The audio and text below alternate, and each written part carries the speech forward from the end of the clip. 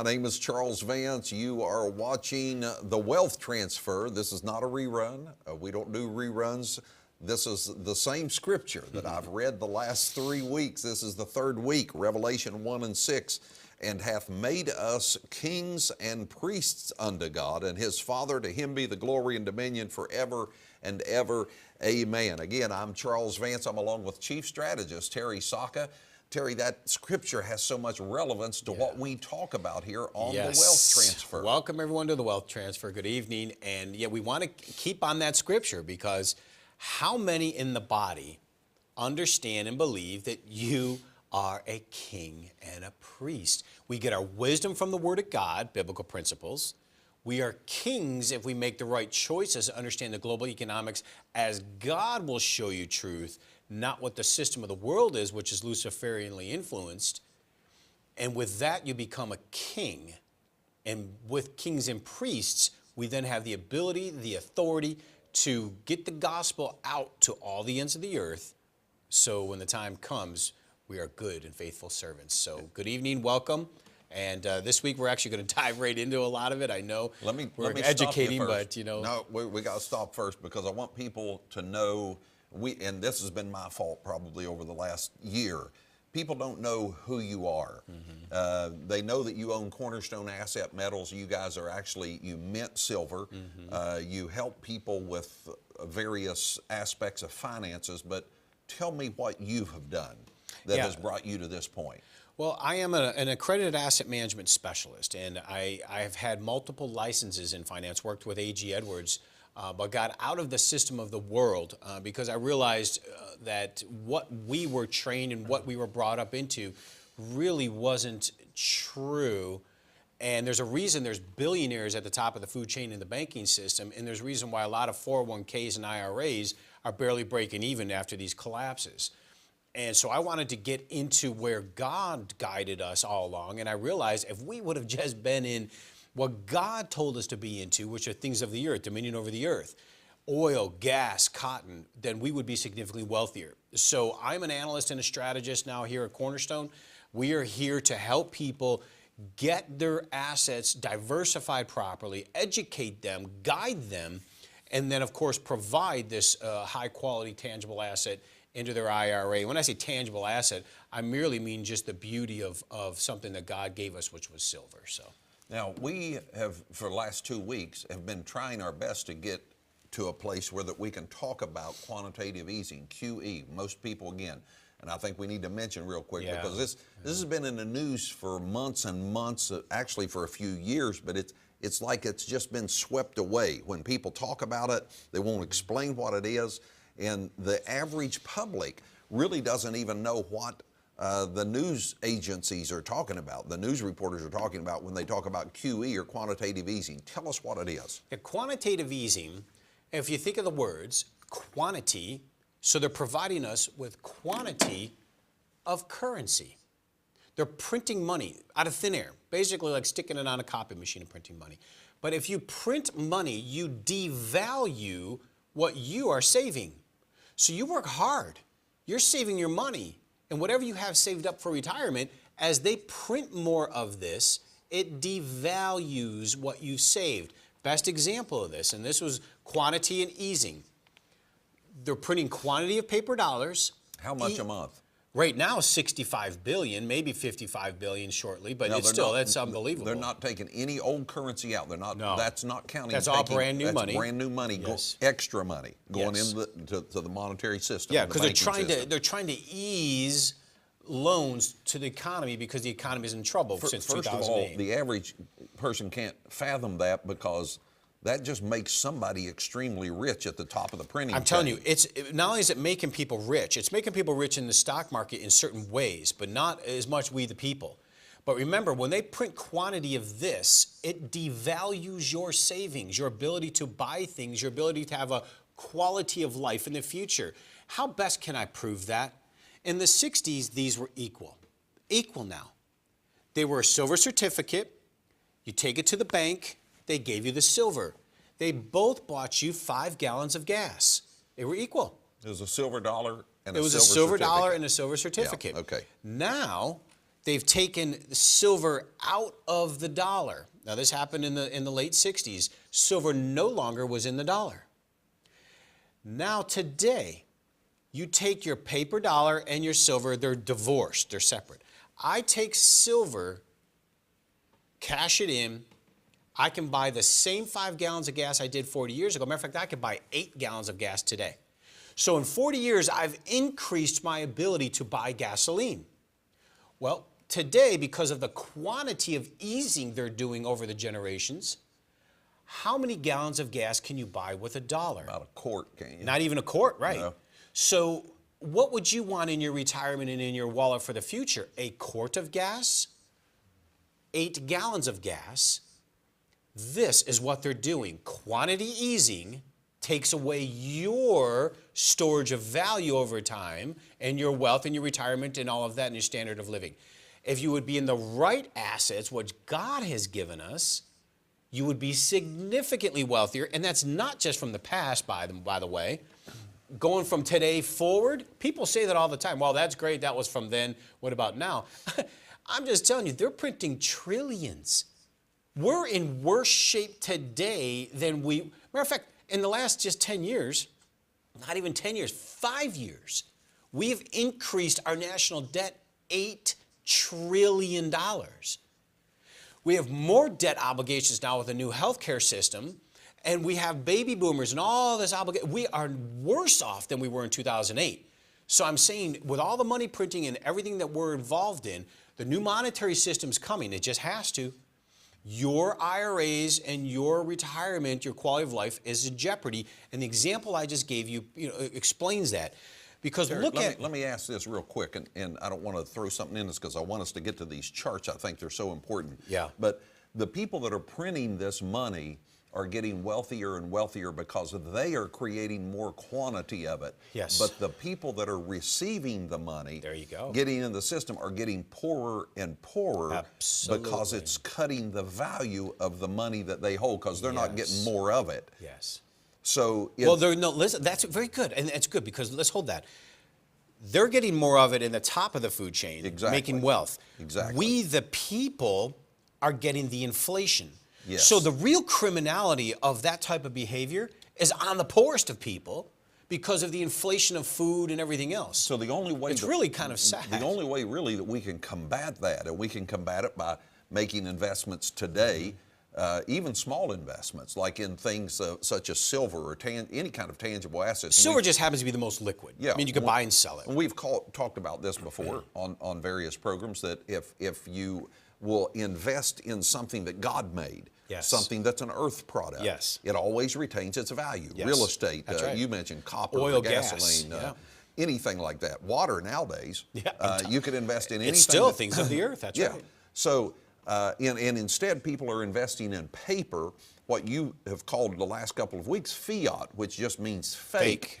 And it's obvious if they keep printing money and making more and more currency, that it is of less and less value, and it's even more and more fake. I mean, if you can get more fake out of fake already. Yeah. Well, now that gasoline example, that's the biggest point. It's because they're printing it, quantitative easing, your ability to buy things becomes less and less. Remember, silver and the dollar used to buy the same, and now they're radically different. I could buy 8 gallons of gas with my silver, the same silver, and you can't buy even one with the dollar. And it's because we are getting inflation put on us. If we had the right to print, the government's giving the Federal Reserve Bank the right to print, and I personally believe, and you can correct me if I'm wrong, but I believe the reason they're giving them the right to print is because the government needs to borrow money from them. That's right, yeah. So the government gives them treasury bonds and bills and what have you, an IOU basically, for that money in exchange. The Federal Reserve is buying bonds issued by the government. Exactly. So the government, most of the bonds, what people don't realize, most of the bonds our government sells, which are IOUs, I'll pay you in the future, are being sold to the Federal Reserve.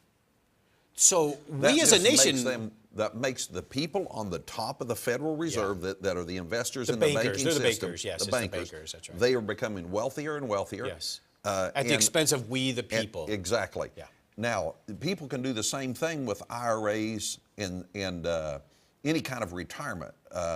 They can That's a very good actually point. put those, Yeah. instead of leaving it in a fiat currency or a stock market, they can put that IRA, they can switch it over and put it in a tangible asset. Is that correct? And that's a good point, because you could put your IRAs into hard tangible assets. Remember, we're not going to stop what they're doing. And as we're talking about the monetary system here, you're not going to stop it. It's been going on. They're in charge. They're the big boys. But I'm saying if they're going to do that, then we have to do protection and preservation strategies, which is this. And I don't care what anybody says. You can debate it all you want. If you haven't done it yet, this has gone up 500% when your currency's gone down 40. So it's already working, whether you believe it or not. It just doesn't mean, just because you don't believe in something doesn't mean it's not true. It either works for you or against you. It's for or against you. It's been working against you if you haven't done it. But going forward, it's going to continue, because we're not stopping them, but we're saying as the body of Christ, churches, ministries, catch on to this. Don't blow this off. There's a lot of churches and ministries holding on to currencies, money they think is money. It's not money. And you need to be into God's system, because the fact is, if a church had $1 million, they'd be worth $5 million today if they would have just held silver. But we're so in what period of conditioned, time? just in the last 10 years. 10 years. So we're so conditioned, to know this, but the system is against us. Let's get on the side of the fence of strategy to go along with that wealth transfer. If we get wise to the system, That's it.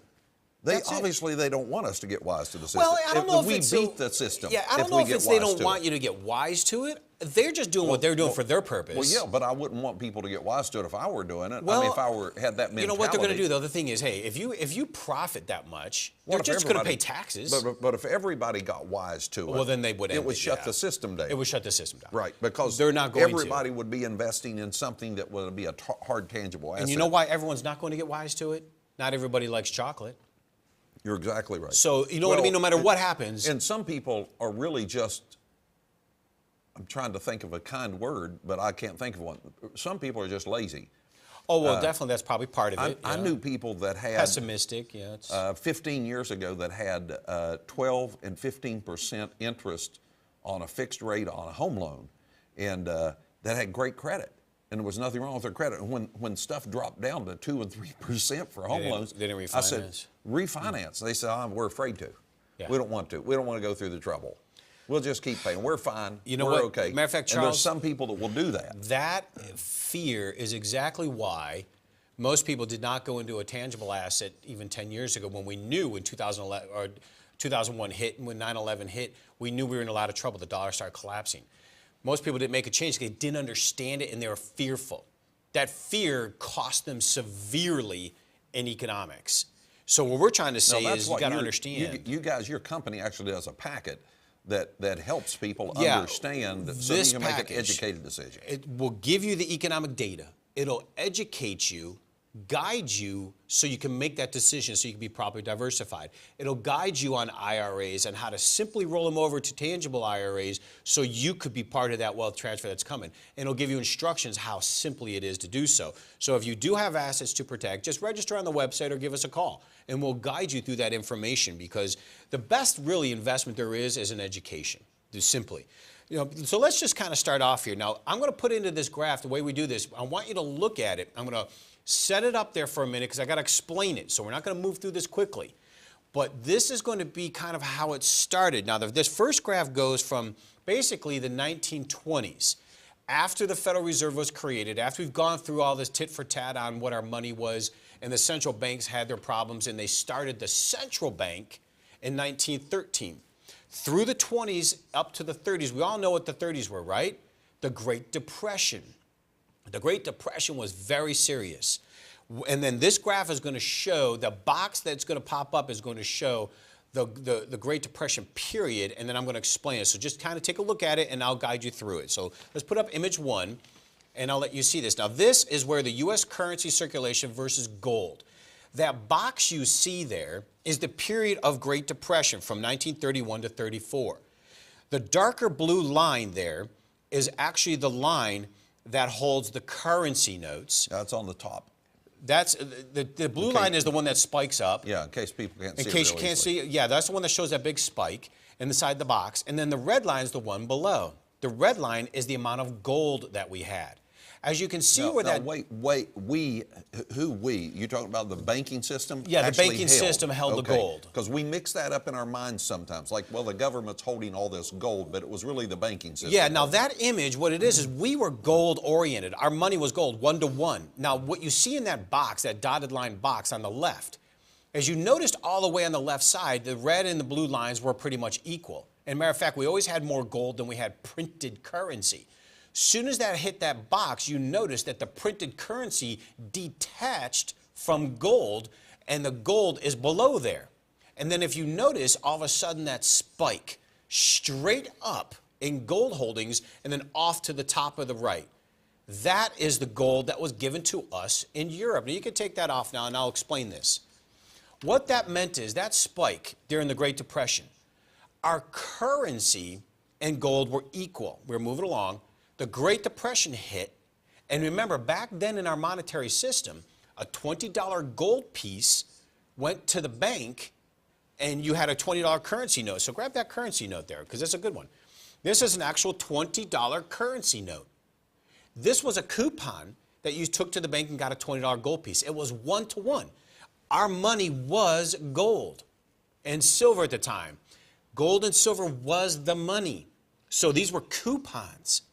The Great Depression hit, all of a sudden they were printing more coupons than they had gold in the vaults. Now, who gave them the authority to do that? The government did. The government did. Well, matter of fact, that was, remember now, the Great Depression, that was the big, what did they call the Roosevelt era? The big era of transformation. Oh my gosh, was it the most socialist moment of our country. And they did all these programs of money printing. Now what they did is they printed so much money to start all these programs. Now people say you couldn't survive without it. Well, maybe if we weren't managing the way we were in the market system, we never would have collapsed in the first place because we were being kind of sneaky that way. So let's beyond that. The point is in the Great Depression, gold and currency were 1 to 1. So they had, for every coupon you had, they had the gold. Great Depression hits, and what they did is it escalated. They had to print tons of currency because we were broke. And come on, the Great Depression, everyone remembers at least the history of that. But we didn't have the gold. Ironically, in 1934, as you saw in that graph, out of nowhere, all this gold floods into the United States. Why? Europe was being attacked by Hitler, and all of European gold was coming to America for safekeeping. And they needed goods and services, and they were paying us in gold. Because the World War II was starting, we wouldn't accept their currencies because the currencies were going to zero. Remember, I said in the past, all currencies go to zero. People keep thinking the dollar won't. Just don't be fooled. We've seen that with the Iraqi currency. All over, yeah. The Iraqi currency, when they went to war. Oh, they were so wealthy at that point, Who were the people prior to that? Kuwait? Their money went down. Kuwait's money has come back up. Yes. A lot of people anticipate that Iraq's money will come back up at some point, but it is like 1/10 of 1 cent to a U.S. dollar right now. Whereas it was 3 to 1. Yeah. Yeah, and so currencies... And it was because of the war collapsed their financial system. That's exactly right. And the Great Depression collapsed ours. So all of a sudden, we started printing more of these to do it. Now, Hitler is coming after Europe. Europe is sending the gold to the United States. We start becoming really wealthy in gold. And so that's why you saw in the chart in 1934, all of a sudden the gold shot up way beyond our currency printing. All of a sudden, we start looking a little more wealthy, right? Because now we have all this gold. So we're like, all right, good. We've got through the Great Depression. We printed all this money, but we got through it anyway. Lucky us. All this gold came in tremendous amount of gold. Now look at the next image. Now remember, that was 1 to 1. And we were only lucky because Hitler was attacking Europe. Otherwise, we would have still been in trouble. But now go to image 2. Left to right, the blue line is our printed currency. The red line is gold. Now, in the left there, you see a little tiny green dotted box. That's the last image I showed you. Look at the red line, how it's going straight up. That's the gold, because Europe kept sending us gold, sending us gold, sending us gold. So we actually had more gold in Way the more banks than printed money. Yes, and that was, remember, our monetary policy, monetary system, we had to have gold to back up every currency dollar note that was out there. That was what money was. Now, that was federal law at the time, wasn't it? Absolutely, it was law. Now, look at the blue line. If you notice, because we were getting all that gold, we decided, hey, man, we got a lot of gold. Let's start printing money. So we start printing an unbelievable amount of money in the late 30s into the 40s. But what was that for? World War II. We jump in the war. So we had to make money, print money to pay for tanks and planes and everything else. So that blue line, instead of maintaining our wealth, we jump into World War II. The blue line skyrockets, and that's money printing again. Now, meaning we, as you notice, then all of a sudden in the middle there in 1946, we crossed the line. We had printed more currency than gold that we had. That is really important. If you notice right in the middle there, you notice the blue line goes up, starts jaggeding, goes up to the right. You notice the red line and those two arrows show the discrepancy. The red line starts going down. Now, Terry, there's got to be a reason if that